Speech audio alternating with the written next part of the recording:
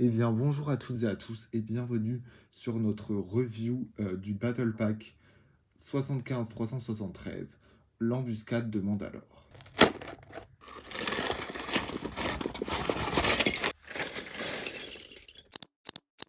Ce set contient 4 figurines, 2 figurines de Mandalorian et 2 figurines d'Imperial Commando, dont je vais parler plus tard, mais également 109 pièces. Ce set est donc composé de 3 builds, dont 2 qui sont plutôt anecdotiques, donc une boîte pour ranger des bombes et une petite tourelle assez minuscule et ridicule.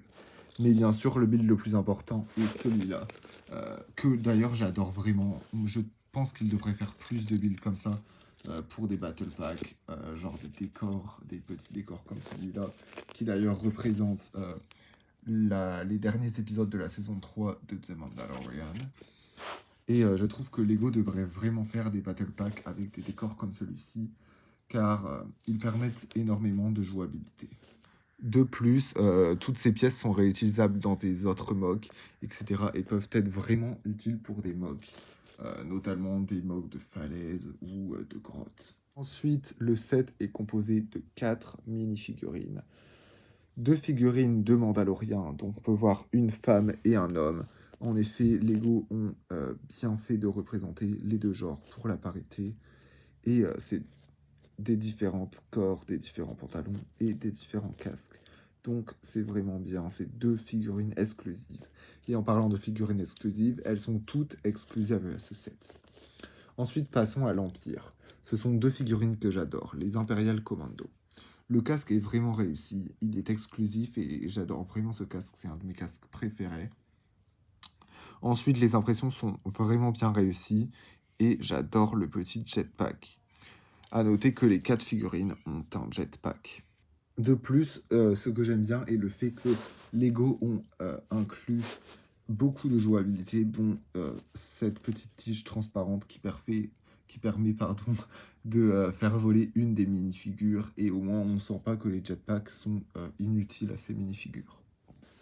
Mais l'un des points négatifs est que ce set coûte 21,99 €. Donc le prix a vraiment augmenté comparé aux autres Battle Pack qui coûtaient déjà 19,99 €.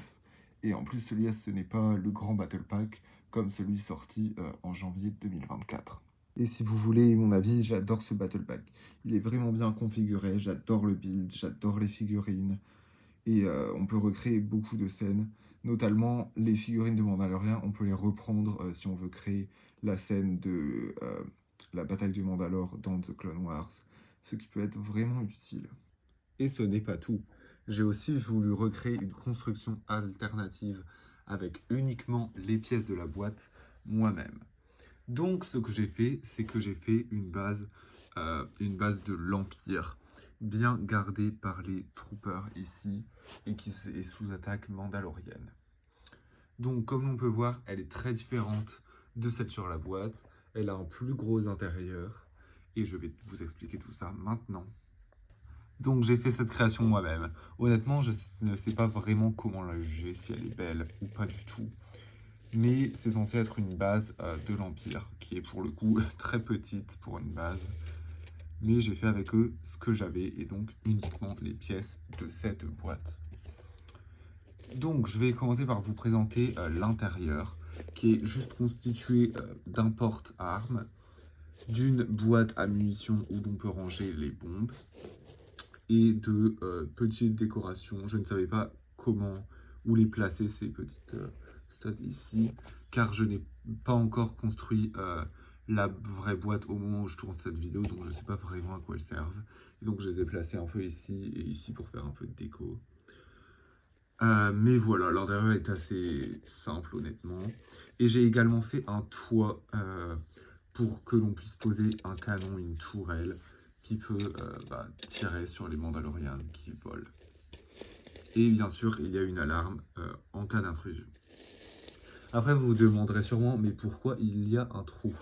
Et bah, c'est parce que j'ai voulu le faire. J'aurais très bien pu le boucher, mais je trouve que ça peut faire une petite fenêtre pour qu'on puisse observer ce qu'il se passe. Bien que l'entrée soit très petite, un Mandalorien ne peut pas passer à cause de la visière.